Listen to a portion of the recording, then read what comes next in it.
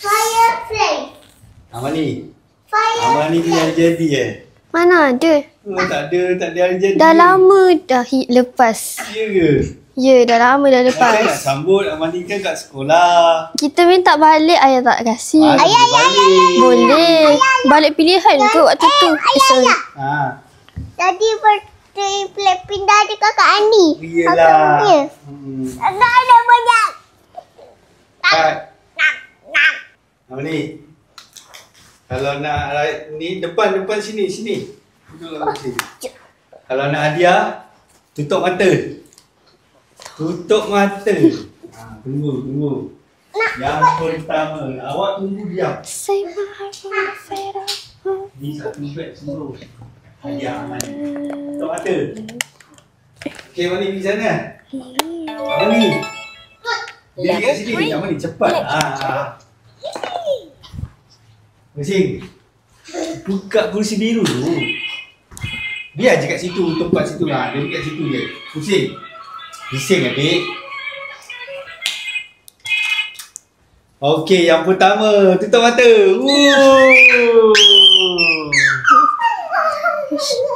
Buka. Apa tu? Botol. Ui, dapat botol air yang ni Taiso. Montigo tak ada stok. Uish. Dapat beg basuh dia sekali. Ha? Dapat beg spine basuh. Kamu ni nak warna putih kan? Tu warna putih kan? Okey tak? Ha? Okey. Suka. Berapa ml tu? Berapa ml? 300 ml. Adik kakak dapat apa tu? Dapat botol. Botol.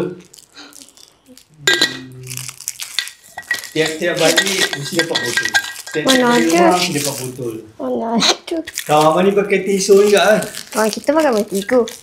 Montigo tak ada stok. Dia tak ada kali tak ada stok lah. Tengok ni. Dia punya ni. Nampak? Taiso. Ni pun viral juga ni. Ini yang baru tau. Design baru keluar. Ni untuk jangan simpan-simpan untuk tahun depan kau pergi sekolah. Adik, cepatlah kakak tu. Cepat. Apa yang best dia rasa? Besi. Licin tak? Tak kan? Tak. Kakak pandai kakak. Besi. Ha? Tahan sejuk. Nak petang. Tahan sejuk besi pula. Tapi Ha? Tak apa. tak ni botol lecing. Okey tak? Okey. Afia tak pandai cakap lagi. Tahun depan dah terikor dah.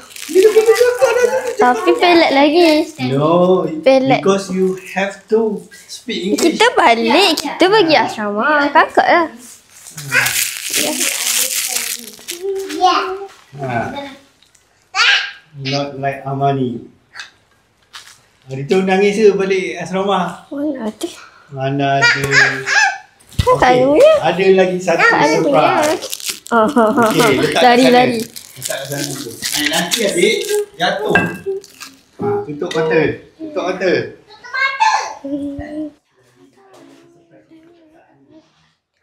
Okey, ni dia. Surprise untuk kakak Ani. Limited edition. Nak sangat kan dia kata. Sebab geng-geng sana semua tak pernah mandi. Adik apa ni dek? Cepat pergi.